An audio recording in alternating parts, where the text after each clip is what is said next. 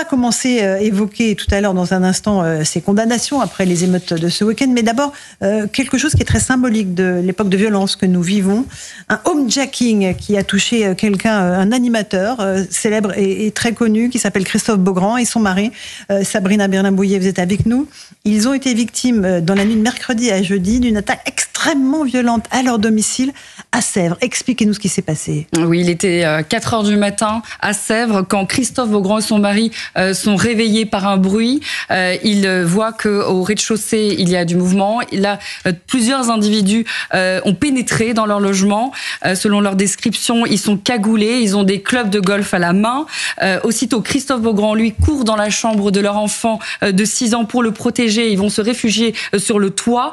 Quant au mari de Christophe Beaugrand, lui, il retourne dans la chambre pour prévenir les secours, mais les deux individus le retrouvent, le poursuivent, ils s'en prennent à lui, ils le frappent avec leur club de golf au niveau de la tête, et puis ils le jettent par-dessus le balcon. Le mari, il va faire une chute quand même de près de 3 mètres. Le mari de Christophe Beaugrand, qui donc fait cette chute, a été transporté à l'hôpital. Pour l'instant, il n'y a pas d'interpellation. Le parquet de Nanterre a ouvert une enquête pour vol aggravé et violence aggravée. Sabrina, donc quel est l'état de santé du mari de Christophe Beaugrand? On imagine qu'il est dans un état grave. D'après nos informations, il souffre d'une plaie saignante sur le crâne côté droit, de nombreuses plaies partout sur le corps et une blessure conséquente au milieu du dos. C'est absolument terrifiant parce que ça se passe chez vous, donc vous êtes en pleine nuit, des individus pénètrent dans votre domicile avec des cannes de golf, Gauthier Lebret.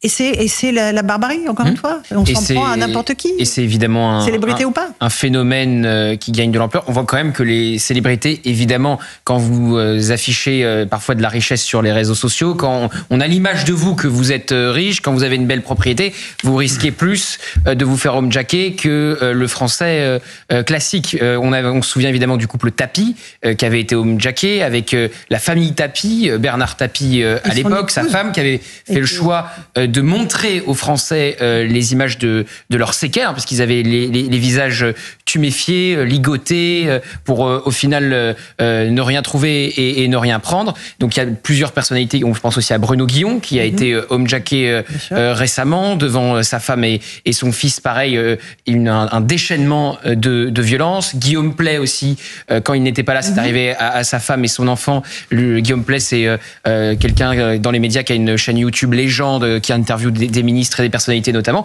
Donc c'est un phénomène qui prend de l'ampleur. C'est pas le cambriolage. Quand vous n'êtes pas là, où ils essayent de faire attention, il faut pas qu'ils se réveillent, on essaye d'être discret. Là, on cherche à vous prendre pour que vous ouvriez un potentiel coffre ou que vous donniez les bijoux ou que sais-je. Et on n'a aucune limite. On vous jette du premier étage à 3 mètres de haut. Quand vous faites une chute de 3 mètres de haut, avec des coups de canne de golf, vous imaginez. Mais vous pouvez mourir. Vous pouvez mourir. Écoutez, Éric Henry, délégué national Alliance Police, qui dit qu'ils ont fait preuve d'une violence inouïe à l'encontre des victimes. C'est un phénomène qui a augmenté ces dernières années, mais qui tend à se stabiliser là depuis peu. Néanmoins, c'est la violence des auteurs qui est exponentielle. C'est en ce sens que les homejackings sont extrêmement inquiétants, craignants psychologiquement pour les victimes, parce que les auteurs sont prêts à faire preuve d'une violence inouïe à l'encontre des victimes ou des membres de la maison, y compris des enfants malheureusement, s'il faut, pour obtenir ce qu'ils sont venus chercher. Il y a déjà eu utilisation de tasers, donc des pistolets à impulsion électrique, de marteaux, là en l'espèce aussi de clubs de golf. Donc ce sont quand même des moyens d'utilisation de violence qui sont extrêmement forts, qui sont extrêmement circonstanciés et qui évidemment terrorisent les victimes. C'est fait pour terroriser, évidemment, Éric Nolot. C'est fait pour piller, pour prendre l'argent où il se trouve. Il y a des kidnappings en plein Paris. On vous agresse maintenant chez vous. On n'est plus, comme le disait le ministre de la Justice, en sécurité nulle part. Même chez soi. Mexicanisation, c'est pas un mot qui est sorti de nulle part. Ça correspond au trafic de drogue et à une hyper-violence. On y est, pas à pas, chaque jour. Et il faut bien se dire une chose, c'est que malheureusement pour eux, je souhaite que ce soit le contraire qui arrive, mais ce couple ne se remettra jamais d'une agression pareille. Psychologiquement, on y pense toute sa vie. Une violence pareille avec l'enfant qui est en danger, c'est vraiment une violence sur le coup et une violence, un poison lent ensuite. C'est vraiment une horreur totale. Donc là, tout ce qu'on peut espérer, c'est vraiment qu'ils mettent la main sur ces salopards. Évidemment. Gauthier, non, mais pour aller dans le sens d'Éric Nolot, il y a eu un procès pour Bruno Guillon, pour ceux qui s'en sont pris à lui et sa famille, et il a témoigné à la barre. Il dit que ça a détruit son couple, qu'il est séparé désormais, qu'il y pense tous les jours. Quand on vous braque, parce que c'était avec des armes à feu, quand on braque votre enfant avec une arme à feu, donc vous imaginez un tout jeune mineur, qu'on peut ligoter votre femme, qu'on vous traîne dans les escaliers, qu'on demande d'ouvrir le coffre ou que sais-je, évidemment c'est un déchaînement de violence auquel vous n'êtes absolument pas préparé. Vous dormiez 2 minutes avant que ces agresseurs entrent chez vous, et ce déchaînement de violence, comme vous le disiez, Laurence, il n'est pas que dans la rue, il est maintenant partout. Chez vous. Vous n'êtes en sécurité absolument nulle part. Mais Gauthier, ça touche les personnes, les célébrités, mais pas seulement. Moi, je suis dans les campagnes, dans n'importe quel endroit. Regardez la chronique de la vie quotidienne qu'on fait tous les jours. Non, mais il y a des gens qui se font agresser pour parfois rien du tout. Louis de Ragnal, juste très rapidement, ce fait divers dans l'Essonne, me semble-t-il, une famille, un Algérien sous OQTF, s'est introduit chez eux avec une pioche en leur demandant de leur livrer leur fillette pour qu'ils puissent la violer, et en menaçant de les tuer avec sa pioche. Donc ça arrive, effectivement, il y a des gangs spécialisés, Gauthier a raison de le dire. Ils ont réussi à le faire fuir. Ils ont réussi, à le faire partir. Individu considéré comme extrêmement dangereux, évidemment, parce qu'à chaque fois on retombe aussi sur des cas psychiatriques, mais ça concerne aussi des Français lambda. Et moi, je me souviens, pendant la dernière campagne présidentielle d'Emmanuel Macron, disant dans un déplacement en Charente-Maritime qu'il était contre la légitime défense, parce qu'il venait d'y avoir un fait divers tragique, un agriculteur qui avait tiré sur quelqu'un qui s'était introduit dans sa maison et qui était seul avec la petite fille qu'il essayait de défendre, et le président de la République avait jugé bon, en réalité, de prendre le parti, finalement, en tout cas de ne pas défendre, de ne pas comprendre que quand on est attaqué chez soi, ce qui est un traumatisme énorme, et vous ne savez pas ce que les gens vont vous faire, parce qu'effectivement, vous pouvez vous poser la question, est-ce qu'ils vont vous jeter par la fenêtre, est-ce qu'ils vont s'en prendre à vos enfants? Le président de la République, lui, avait considéré que non, il n'y avait pas de principe de légitime défense qui vaille. Ça arrive aussi beaucoup, aux commerçants. Sabrina. Aux commerçants, là où on sait qu'il y a de l'argent, possiblement chez eux, avec un coffre, ça devient aussi, ils deviennent des cibles potentielles. Catherine Ney, c'est une angoisse. Lorsque le président a dit ça, ce qui avait beaucoup choqué, je ne sais pas s'il le dirait encore aujourd'hui, vous voyez, parce que la violence a tellement augmenté depuis 8 ans.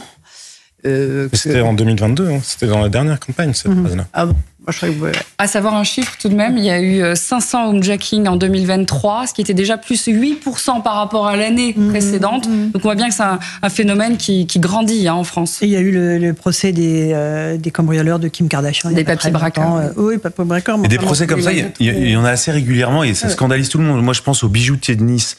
Je pense aux buralistes de Lavore dans le Tarn. Vous avez énormément d'histoires qui se sont défendus, qui souvent ont été placés en détention provisoire. Ça a scandalisé, franchement, ça émeut la France entière. Le buraliste, je crois qu'il avait sa petite fille de 2 ans dans la maison. Oui, absolument, qui était à l'étage. Et c'est quelqu'un en plus qui avait été cambriolé une dizaine de fois avant. Enfin bref. Et donc le problème, c'est que petit à petit, vous avez de plus en plus de gens qui disent mais en réalité, l'État ne peut pas nous protéger. Et c'est la rupture du contrat social. Et c'est quelque chose d'extrêmement grave parce que les conséquences de la rupture du contrat social fait que vous n'avez plus confiance dans l'État pour à peu près tout. Bien sûr, bien sûr. Gauthier. J'ai une anecdote là-dessus qui prouve ce que dit Louis. C'est un couple que je connais. Ils partent en vacances dans le sud de la France. Ils louent une maison.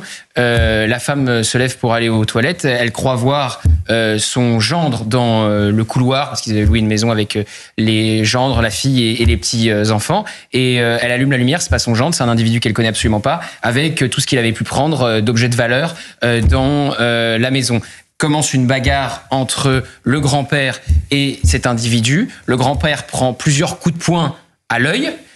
Il termine dans la chambre de la petite fille. Le grand-père termine sur le balcon, balance l'individu par-dessus le balcon, se mouche, son œil sort de son orbite, tellement il avait pris 2 coups. Et la petite fille tombe dans les pommes et sera ensuite hospitalisée. Et quand les policiers sont arrivés, j'en viens, et c'est le plus important, ils ont dit, dans votre déposition, vous dites que l'individu a sauté par-dessus le balcon pour que vous n'ayez aucun problème. Parce que si vous dites que c'est vous qui l'avez jeté, vous pourrez être poursuivi. Bon. Mais écoutez, à part ça, des grands débats sur est-ce que la barbarie existe ou pas. Voilà. Eric Nolot. Ouais. Bon, on va prendre une respiration là. Non, mais là, c'est extrêmement important pour l'État il faut apporter une solution aux Français qui sont tentés par l'autodéfense, parce que les Français tentés par l'autodéfense le font pas par idéologie ou par passion des arts martiaux ou alors du tir sportif. Simplement, il faut, vraiment, c'est urgentissime d'apporter une solution et pas uniquement à travers des mots. Sabrina, dernier mot sur cette affaire. Bien sûr. Là où on peut peut-être aussi s'inquiéter, c'est que 70% des cas de homejacking sont résolus dans les 3 mois.